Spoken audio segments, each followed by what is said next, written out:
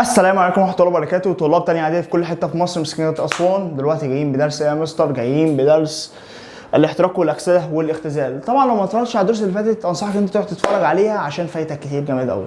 يلا يا باشا تابع معايا الشرح. ابتداء يا مستر الدرس بيقول لي اول حاجه الاحتراق. الاحتراق ده يا مستر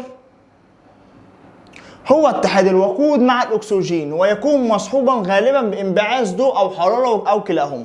يعني انت دلوقتي لما بتيجي تولع في ورقه، كده مستر تحس ان في ضوء وفي حراره طلعوا بس. طب ده ناتج عن ايه؟ ناتج عن احتراق، عن اتحاد غاز الاكسجين بالماده. الوقود مع غاز الاكسجين.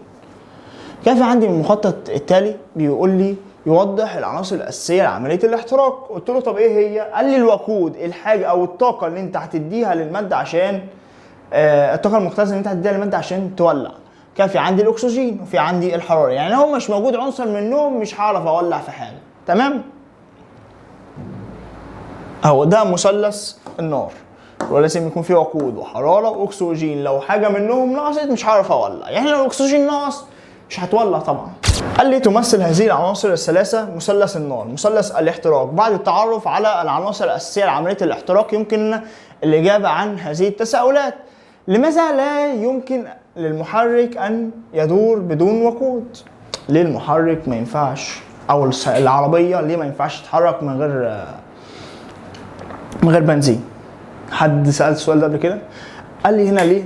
قلت له ان الوقود مصحوب هو المصدر الطاقة الحرارية، حيث يزود المحرك بالطاقة اللازمة للتشغيل والحركة عند الاحتراق. كان في عندي لماذا يتم إطفاء حريق الأواني على الأقل بتغطيتها بالماء، بغطيتها بالغطاء المعدني؟ ليه مثلا لما يكون في عندنا زيت في البيت مولع لازم أحط عليه الغطاء على طول؟ ليه؟ عشان أمنع عنه الأكسجين عشان ما يتحرقش تاني، لمنع وصول غاز الأكسجين الذي يساعده على الاشتعال.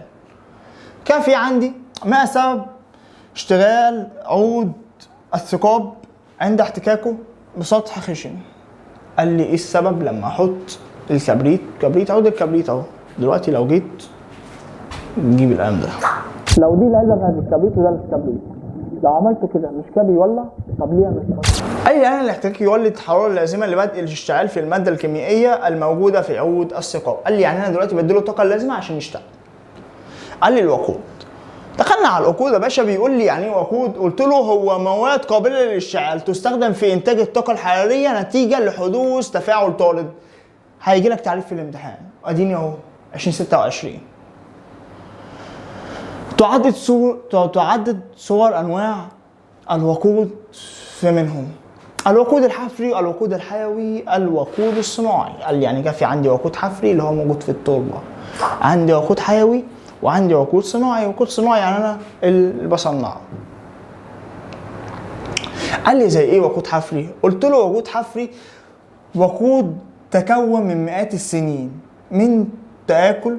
من تحلل بقايا الكائنات الحيه، ويعد من مواد غير المتجدده. طب ماشي يا مستر، انا مش فاهم.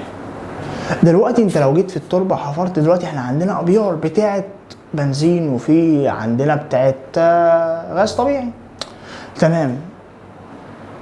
مش دي بيكون فيها غاز طبيعي؟ ما سالتش نفسك هو جه منين؟ لا يا مستر ما سالتش نفسي، ولو سالت نفسي مش عارف. طبعا الكلام ده كله بسبب مثلا ايه؟ في حوت اتحلل او ديناصور اتحلل في الارض واتمم عليه السنين وخلاص بقى عدى عليه الدنيا. تلاقيه مثلا يجي يحفر بعد كده تلاقيه بنزين. اللهم صل على النبي، جالنا كده الهام من عند ربنا. طب ما بيسالوش نفسهم. كان بعد كده الابحاث اثبتت ان العناصر دي بتاعه الاجسام بتتحلل بتبقى وقود، بس الوقود ده غير متجدد. زي ايه؟ زي الفحم والنفط والغاز الطبيعي وغاز البوتاجاز. ويعد الوقود الحفري اكثر انواع الوقود استخداما في العالم. كان بيقول لك على طول بيتعاركوا على البنزين. ثانيا الوقود الحيوي. يعني وقود حيوي؟ وقود ينتجه من الكائنات الحيه ويعد من الموارد الناتجه المتجدده. زي ايه مثلا؟ كحول الايثايلين او الايثانول اللي احنا كنا بنستخدمه في ايام كورونا، بس اللي هو بتاع سعد وسعديه، الذي يحضر من النبات الغني بالنشا مثل نبات الذره. ويتم خلط الايثانول بالجازولين لاستخدامه كوقود للسيارات.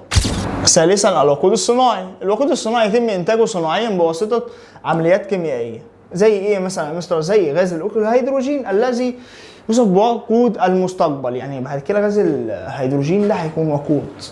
ازاي؟ ما نعرفش، بس هنعرف دلوقتي. يستخدم غاز الهيدروجين كوقود للسيارات والشاحنات التي تدار بخلايا الوقود الهيدروجيني. قال لي يعني بمعنى اصح، انا دلوقتي بجيب خلايا هيدروجينيه بحط فيها هيدروجين، خلاص يا مستر بقت وقود. ادور عربيه دورت. قال لي الوقود المستخدم في المنازل. يعد الغاز الطبيعي وغاز البوتاجاز هما الوقودان الاساسيان المستخدمان في المنازل، وهما من صور الوقود الحفري. ابتدينا اول حاجه بغاز الطبيعي اللي هو غاز الميثان CH4، وبعض الهيدروكربونات. قال لي يعني غاز الطبيعي ده بيتكون من غاز الميثان اللي هو بنسبه 93%، وبعض الهيدروكربونات الاخرى زي البروبان والبيوتان. قال لي اما غاز البوتاجاز ده يتكون من خليط من غازين البروبان والبيوتان، بعد فصلهما من الغاز الطبيعي. قال لي كل من الغاز الطبيعي وغاز البوتاجاز من الغازات عديمة الرائحة، لذا يضاف إليها نسبة ضئيلة جدا من غاز الإيثانول الذي يتميز برائحة السوم. يعني انت دلوقتي لو عندنا غاز طبيعي في البيت تحس ان كده ريحته معفنة الصراحة. طب ليه يا مستر ريحته معفنة؟ عشان هم ضايفين عليها عاملة شبه ريحة التوم كده، تحس انت بتكتم على طول كده خلاص اتخنق. عشان هم لو ما عملوش كده انت هتموت لو جات تسريب غاز. بس اهو قال لي علل. بص كله بالتفكير، يعني انت يعني ايه تفهم الحصه هتعرف تحل كل حاجه. علل ما النتائج بما تفسر ماذا يحدث، المصطلح اكمل، كل ده تفهمه. قال لي علل تضاف نسبه ضئيله جدا من غاز الايثانول الى كل من غاز الطبيعي وغاز البوتاجاز. قلت له لاعطائها رائحه مميزه تساعدها في الكشف على اي تسريب غاز. قال لي الاثر البيئي لاحتراق الوقود الحفري. قال لي دلوقتي انت لما تيجي تحرق وقود حفري بينتج عنه طاقه، ماشي مفيش مشكله مستر، بس بينتج عنه برضو اضرار. ماشي وانا عارف ان هو برضو من الطاقات الغير متجدده.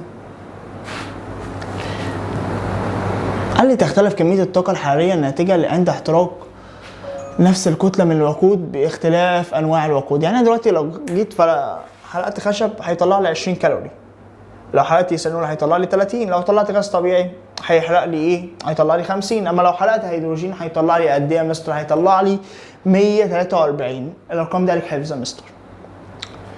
قال لي ما هي القيمه الحراريه للوقود؟ قلت له كميه الطاقه المقدره بوحده الكيلو جول الناتجه من احتراق 1 جرام من الوقود في وفره من غاز الاكسجين. تمام يا مستر فهمت. يعني انا دلوقتي القيمه الحراريه للوقود دي كميه الطاقه مقدره بوحده كيلو جول اللي هي كي جول، كيلو جول الناتجه من احتراق 1 جرام من وقود في وفره من غاز الاكسجين. احنا دلوقتي اتفقنا ان هو لازم عشان اولع يكون فيه مثلث من 3 حاجات، وقود وايه تاني يا مستر؟ قول بقى معايا، ما خلاكش قاعد زي البروتة كده، والاكسجين، وطبعا ايه تاني بقى مستر؟ والحراره. قال لي لا تتساوى كل انواع الوقود في قيمه الحراره وذلك لاختلاف مقدار الطاقه الناتجه عند احتراقها.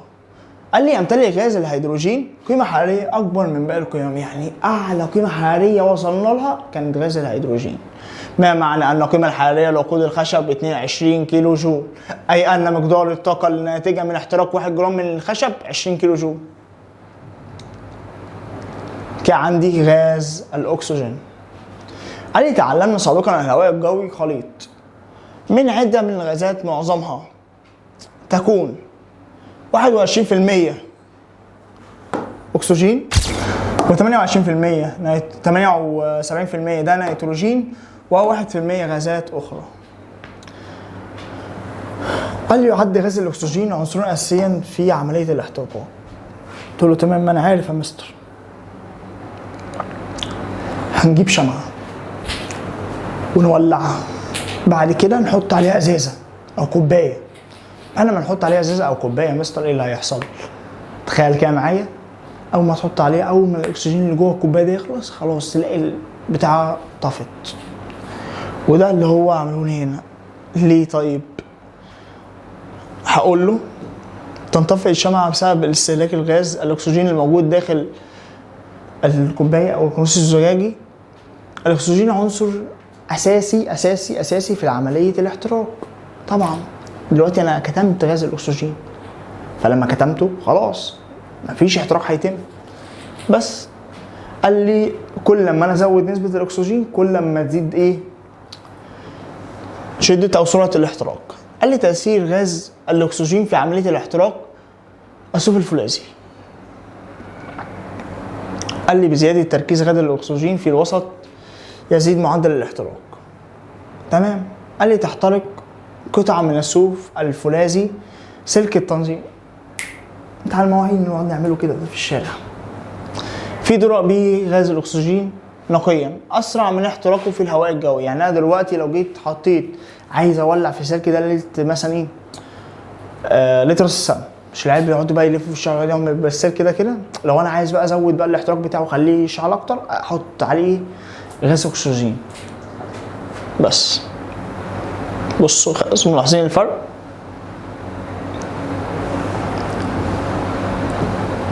قال لي تأثير غاز الأكسجين في عملية احتراق على لهب بنزين.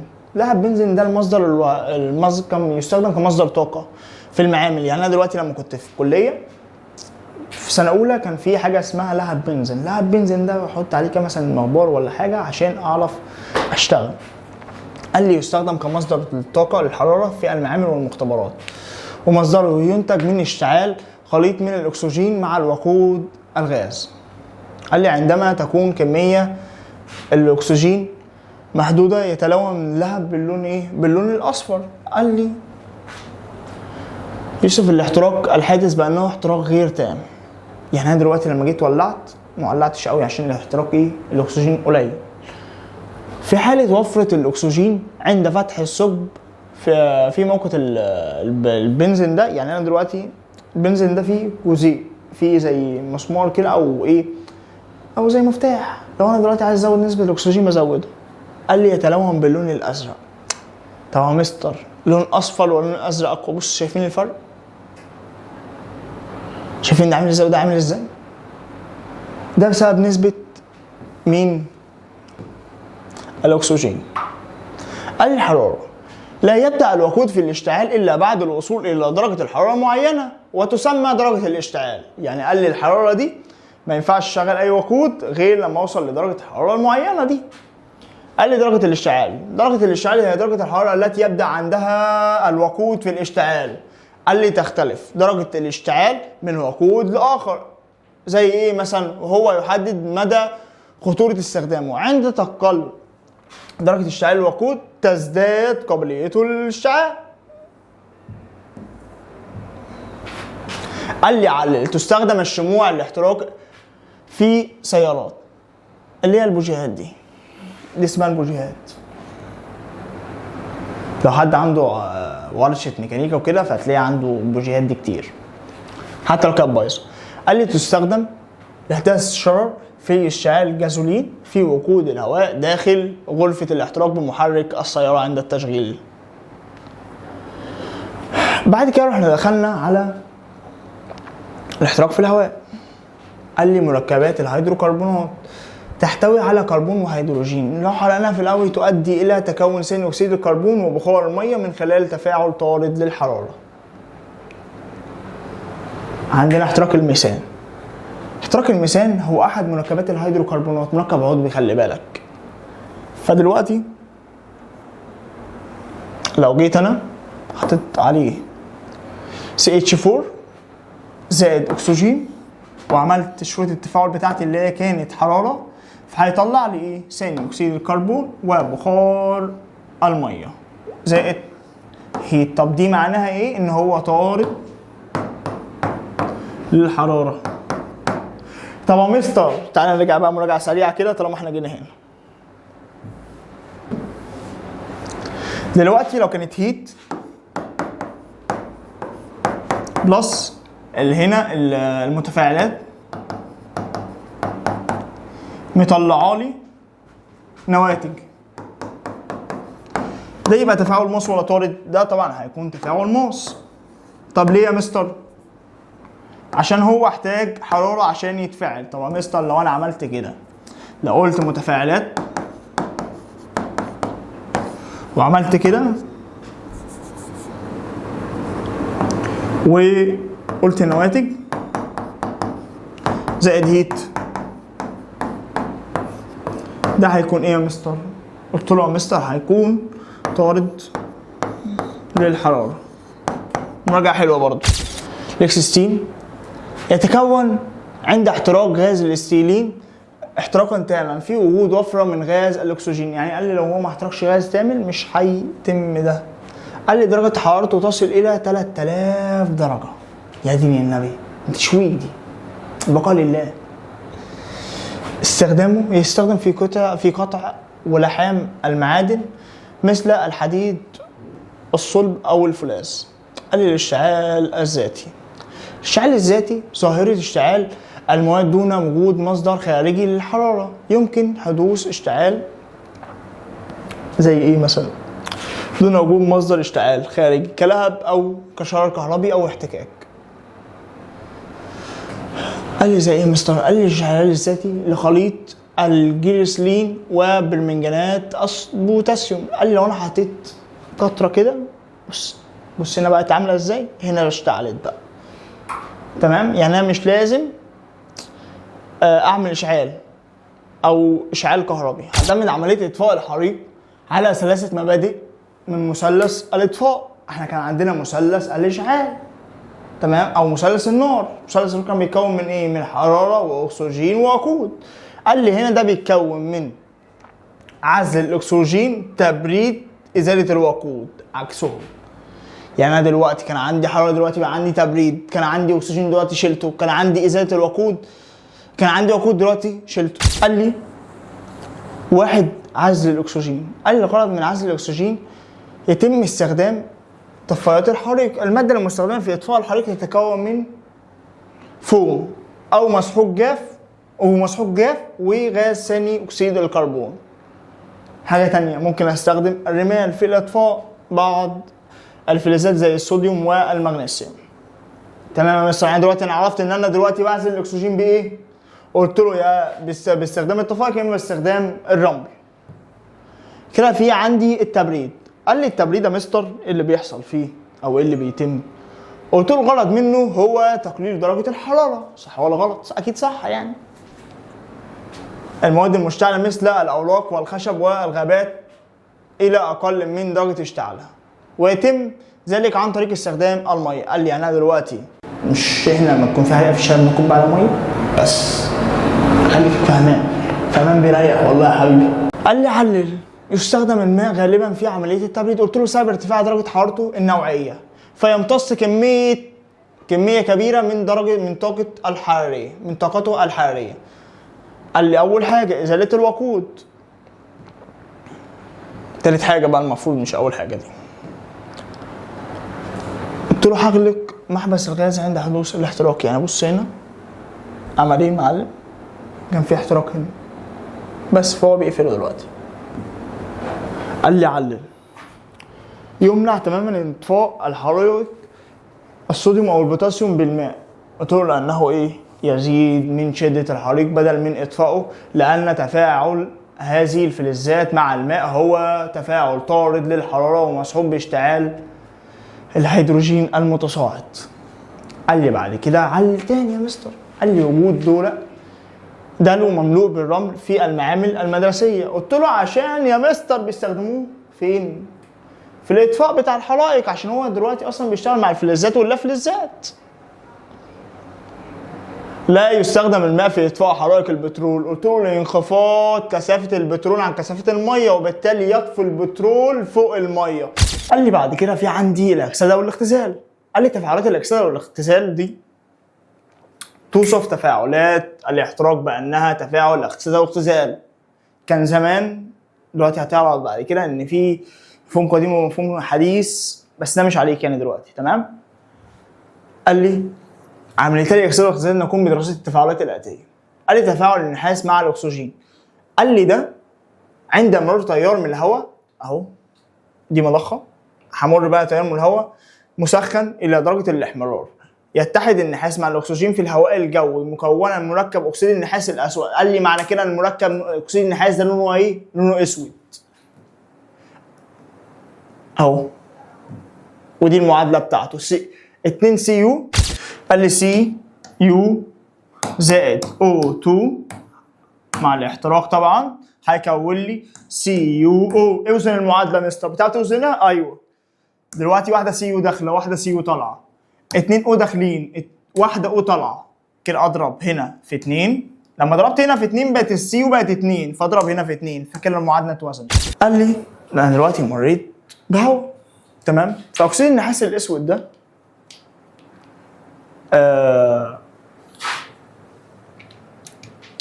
دلوقتي عندي هنا الهيدروجين، وعندي هنا كان في اكسيد النحاس الاسود، وطبعا في حراره،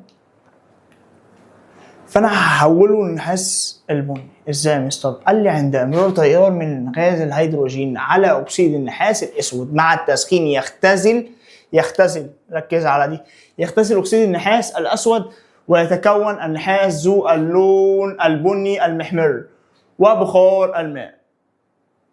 بعد كده في عندي هنا المعادله عامل مؤكسد وعامل مختزل، عامل مؤكسد وعامل مختزل. قال لي العامل المؤكسد CO زائد H2 هنسخن، قال لي هيكون لي CO وايه وبخار ميه. قال لي طب هنا قال لي الCO ده عامل مختزل عامل مؤكسد، وقال لي الاتش ده عامل مختزل. مستر هديك حاجه نبذه بسيطه كده ركز معايا. قال لي العامل عكس العمليه، العامل عكس العمليه، العامل عكس العمليه، العامل عكس العمليه. قال لي يعني العامل المؤكسد بيحصل له اختزال، اما العامل المختزل بيحصل له ايه؟ بيحصل له اكسده. بس عامل مؤكسد حصل له اختزال، عامل مختزل حصل له اكسده.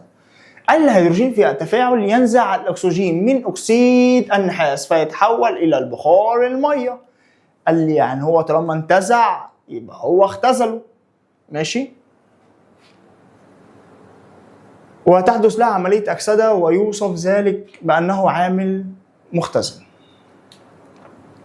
قال لي اكسيد النحاس يمنح الاكسجين الى الهيدروجين ويتحول النحاس الى نحاس ويحدث له عمليه اختزال ويوصف بانه عامل مؤكسد. قال لي تفسير الادوار. قال لي الهيدروجين ركز معايا، الهيدروجين حدثت له عمليه اكسده. تمام يا مستر. قلت له ليه؟ قلت له اتحاده مع الاكسجين متحولا الى بخار الميه، ويعتبر عاملا مختزلا امتى؟ قلت له لانه انتزع الاكسجين من اكسيد النحاس بس وحوله الى نحاس. قال لي طب اكسيد النحاس ده ايه الدنيا معاه؟ قلت له اكسيد النحاس حدثت له عمليه اختزال. قال لي علل. قلت له لانتزاع الاكسجين منه متحولا الى نحاس بني. قال لي قلت له تمام يا مستر اوكي. قال لي يعتبر عامل مؤكسدا امتى؟ قلت له ازاي؟ قلت له لانه منح الاكسجين للهيدروجين فبعد تحول الى بخار الميه. قال لي علل. يتغير لون مسحوق النحاس الاحمر الى اللون الاسود عند تسخينه الى درجه الاحمرار في الهواء. قلت له ليه؟ قلت له لان النحاس يتحد مع الاكسجين في الهواء الجوي مكونا مركبا اكسيد النحاس الاسود. قال لي علل يا مستر تاني. قلت له عند امرار غاز الهيدروجين على اكسيد النحاس الاسود مع التسخين فانه يتغير الى اللون البني المحمر. قال لي علل. قلت له لان اكسيد النحاس تحدث له عمليه اختزال ويتحول الى النحاس اللي هو لونه بني محمر. قال لي ثالثا اخر حاجه بقى في الحصه دي بقى احتراق غاز النشادر في الهواء. قال لي احتراق غاز النشادر في الهواء الجوي احتراق غير تام تبعا المعادله التاليه 4NH3 زائد 3O2 هيتحول ليه يا مستر؟ هيتحول الى 2N2 غاز طبعا و6 جزيئات بخار ميه. قال لي من التفاعل السابق النشادر حدثت له عمليه اكسده. قلت له ليه يا مستر؟ قلت له لانه منح الهيدروجين متحولا الى نيتروجين قال لي علل يعتبر عاملا مختزلا امتى؟ قلت له لانه اختزل الاكسجين الى بخار الميه، بمعنى اصح العامل عكس العمليه، العامل عكس العمليه. قلت له الاكسجين حدثت له عمليه اختزال. قلت له ايه؟ لانه انتزع الهيدروجين متحولا الى بخار ميه ويعتبر عامل مؤكسدا. قال لي يعتبر عامل مؤكسد ليه؟ قلت له لانه اكسد النشادر الى نيتروجين. قال لي انتبه. قلت له الاكسده والاختزال عمليتين متلازمتين حدثان في نفس الوقت. قلت له يعني لازم لما يحصل اكسده يحصل لها اختزال. قال لي عمليه الاختزال، قال لي عمليه كيميائيه ينتج عن زيادتها نسبه الاكسجين في الماده او نقصان نسبه الهيدروجين فيها. قال لي يعني عمليه الاكسده دي ينتج عنها زياده الاكسجين او نقصان الهيدروجين. عمليه الاختزال العكس. قال لي طب العامل المختزل هو عامل اختزل انتزع الاكسجين ومنح الهيدروجين. تمام، يا بيمنح الهيدروجين يا اما بيختزل الاكسجين. والعامل المؤكسد العكس. قال لي تطبيق تكنولوجي. قال لي تعرض الأطعمة للتحلل أو الفساد. قلت له بإيه؟ قلت له بسبب تفاعلات الأكسدة والاختزال. قال لي تمام يا مستر. قلت له أهمية حفظ الطعام بتفريغ الهواء. قال لي يوفر بيئة منخفضة الأكسجين مما يقلل من تفاعلات الأكسدة أو الاختزال التي تؤدي إلى فساد الأطعمة. وبكده نكون خلصنا درس النهارده، ولازم تتفرج على الملخص حرفيا بمعنى الكلمه. الدرس ده سهل مش صعب، يعني انت لو اتفرجت على الملخص وحليت الواجب وبعتولي على الواتساب انا مش هقول لك لا. تمام. وكان خلصنا درس النهارده، وكان الله بالسر عليم. السلام.